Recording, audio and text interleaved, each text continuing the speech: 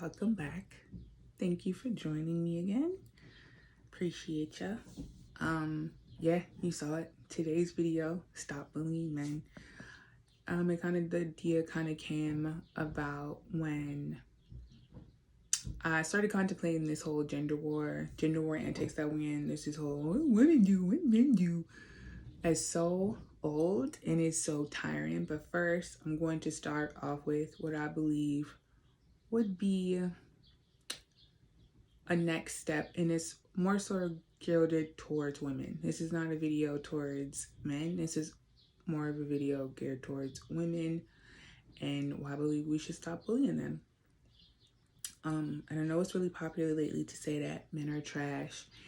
And if you are a lover girl, such as myself, and if I say I love men, then you're at risk for being able to pick me, which I think is funny, but whatever. I'll be the first to say it. I love men. All colors, shapes, sizes, I love them. Even when they get on my nerves and they irritate me and they do less than nice things, I still love them because a good teacher of mine back in the day, Sister Myra, said that if you don't like men or don't understand men, then you don't understand yourself. And that got me on the journey to becoming more of who I am. At least starting to see from a different perspective instead of labeling them all as bad or all as good, to accept them in their fullness as well. You could go the route and you could say, well, I only love good men, but it's distinctly what's in men that make them male is the danger aspect. They have to go and be dangerous, so to speak. They have to deep into some quite deep and dark things to protect us and to lead us into places where we would like to be. More so in the way of protecting, but in those wars, the little mini wars that they fight when they leave the home, I've heard men say that, when I go outside, I have to kind of put on the battle armor. I have to go out there and I have to figure out the many tactics and strategies in order for them to get what they want. Now, we can debate all day about what is it that men want and why are they like this and why are they like that, and is it good either way? Is this a morality thing? And that could be saved for another video, but I'm not going to get into that today to just kind of stay on topic. But whatever, they have a goal that they want to achieve and they have to figure out how to get those goals. And it's a level of danger that's in them that is needed for us to stay safe, for them to protect. That is what's important to them, to protect the innocence of women and children. And what I'm starting to see now is this weaponization of gender roles, this whole convoluted, overhyped conversation on what men and women are supposed to be doing. And now that has become weaponized against us. We're having a frivolous argument over something that we innately know that you're supposed to grow into and maybe not define for yourself, but there are some basics that help us grow individually in these specific genders that we find ourselves in. And I also think it's funny that we've been having this conversation for centuries now. I think I saw a video at the turn of a century where she, if a man don't have money, then he can't have me. We've always been like this. We've always been I wouldn't say after as in like, we're poaching for something, but a man's provisions have always been very sacred to a woman. Always. It's never not going to be that way. We have to accept that. I know that makes us incredibly vulnerable, but it also makes you incredibly powerful because you don't have to go out there and get it as a man does. Who you are innately requires it to come to you. And I got more of that at the end of my little script here. Keep going back and forth because I got my little script to go off of.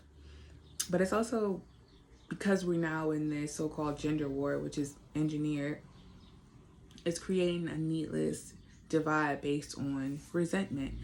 I know we haven't been treated the most fairly historically, but Life is not fair, and we have to accept that. Our schooling has taught us that things should be fair and that everyone should share, and your toy is my toy, and you're being bad and they're being good, blah, blah, blah. We've been trained to have this conditioning on the mind, and we need to let that grow. We need to grow out of that and accept reality as it is. We don't need to keep picking these fights based on things we learned in kindergarten, because it is severely holding us back. What is that called? Arrested development. It's keeping us in this mind state of when we were children, to say that this is bad and this is good, and you were a bad boy and you were a bad girl. Now you need to be punished. And to keep reiterating the point that we need to let that go. It's keeping us childish, and it's keeping us severely stuck, so we don't see the whole of the picture. Yes, men have done some pretty people have done pretty bad things, but in their minds they didn't see it as bad. They was just kind of accomplishing a goal. Like, the villain doesn't see himself as a bad guy, he sees himself as the good guy. I'm not leaving men as villains, I'm trying to tell you how it is. Whatever it is that we think that they've done, maybe it served a higher purpose. Like I said, the people that are in control, the cabal is running things behind the scenes, they absolutely know how to get inside your head, how to poke and prod, how to irritate you, how to point out problems that you didn't even know that you were upset about, and how to exacerbate it. And then once they've created this problem out of thin air that they've been doing for generation after generation after generation, they give you shitty solutions to the problem. They tell you that, oh, it must have been a man's fault. It must be a man's fault why you feel so inferior, or why. Let me take it back. Let's acknowledge the idea that this is a patriarchy, which I don't believe in, and let's just use that for an example. Who cares if it is a patriarchy? You're a woman. You have innate gifts and innate powers that a man could never really have or never fully develop as his strength. How can you benefit and succeed in this so-called patriarchy that we're in? Doesn't matter. At this point, it doesn't matter if I would say I'll give it grace and say after 25, if it's time to start owning up to your own insecurities. And they know that they can prey off of your youth and ignorance, but only for so long if you let them. So after a certain amount of time, it's like, well, I have to step into my own body and my own shortcomings, and I have to figure out who this is for me. If you don't have children and you don't have a family yet, that's good. That way you can mitigate some of the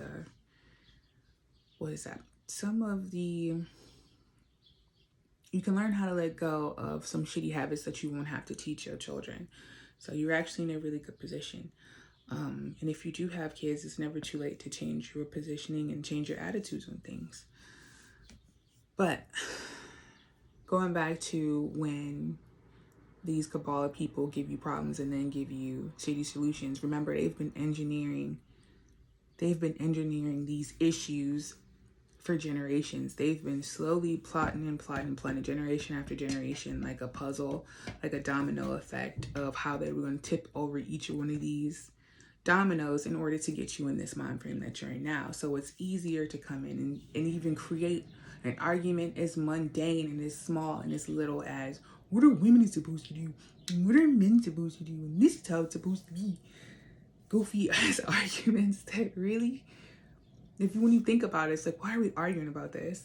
You've never thought to ask yourself, why am I arguing about this? Why am I spending so much time pointing out and pointing the finger when, damn, now I could just sit back, get off the internet for a little bit and assess, well, why am I feeling this way? Why am I so angry in the first place? Anyway. And one of the tricks that they've convinced us is that who you are as a woman is inherently not as important, because you're not the emitter force. You're not going out and you're not putting your life on the line, or you're not in the battlefield trying to protect a country, or you're not at work trying to make the bread and the money to help sustain the household. Because I think, what was that woman suffragist? Because you're not out there putting out fires, that somehow you're inherently invaluable, which could be totally far from the truth, right? Like, women have been working for since the dawn of time. We just worked to our strengths, like being inside of a market, an outdoor market. You selling fruit and stuff for your family to make the money. It's considered work. Or if you had to go to Victorian times when you were taking care of your household, that is work. We don't get paid for that work, so therefore is it any less valuable? No, it is not. And then another thing that you would have to ask yourself are you capable of doing, even if you are capable, my mistake, even if you are capable of doing what men can do, should you? And the reason I ask this is, are you biologically made for what men are made for? And the answer is no. You can't tolerate pain the way they tolerate pain. You are not as strong as they are physically. Could you build yourself up to be strong? Absolutely. But innately, if you just sat there and just kind of went through life and you didn't put in no work, neither one of y'all put in work, he would still be infinitely stronger. He would still be marginally stronger than you are. Even if he just sat there and didn't do anything, no weightlifting, no walking, no nothing, he would be innately stronger than you. That's because men are built to handle large amounts of stress, and we are not built to handle the amounts of stress that they are under. And I'm not saying this is a ticket to keep piling on and making men's lives miserable. I'm not saying that. When they need the break, let them have the break. But it's just acknowledging that the gifts that men are born with, and those helped build our societies immensely. Even when you could argue that there was a matriarchy at one point, or a patriarchy now, it's mostly men building the buildings. It's mostly men getting out there and doing the very, very tough work that they enjoy doing. Most of them enjoy doing the work. Most of them sign up for it, so they don't really, at least the men that I deal with, they don't really see a need to overly complain about it. You might hear their woes and things like that, but usually they kind of thrive off of burden. Their reality is built off of, it's hard work, I have to earn it. If it's too easy, it's not valuable to me. They thrive off of that. That is their reality, and we should let them have that. Just like in our reality, ours is of ease, relaxation, play, beauty, peacefulness, harmony. That's the realms that we thrive in. And that's the secret sauce to why they work so hard for us, to have the come home and have that peace of mind. And I'm not saying it from like a stay-at-home wife perspective, but to find the peace and the harmony and the beauty. That's what we are. That's why we created with these very beautiful bodies, something to ooh and ah and go after. An ideal to attain. And we always knew how to stay in our lane before we had this problem, before it became a major problem in Western civilization. I've heard the argument from Camille Paglia, I think that's how you say her name. Every time we start discussing about gender politics, that's when societies fall. And that is something that has been in the making for thousands of years. So once we start tuning into more of our strengths, we start to stop letting other people convince us that there was a problem to even begin with. We could start learning how to relax more. Right now, we're more tired, burned out, overweight, and hormonally imbalanced. And when will we just say enough is enough? We have to start putting down our phones, getting off the TV more often, and really look within ourselves to say, hey, how can I start handling these problems of inadequacy, which is not really anyone's fault. I mean, it is someone's fault, but placing blame at this point won't get us very far. It's to say, well, damn, why don't I feel good enough? Why do I feel inherently worthless? Who gave me this worth? Because remember, when you're born, most of the time you're born innocent. So who gave you these inherent ideas that you were not worthy, and that you have no value, and that you only worth how young you are, how youthful you are, and what your body could do for another human being?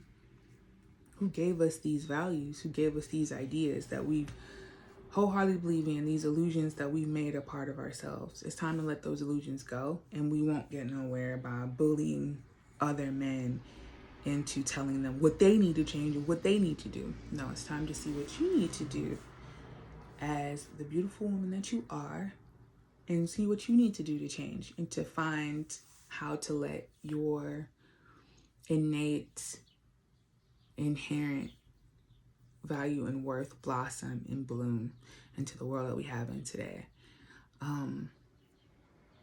Another point that I put on here, and I'm not sure it's going to fit.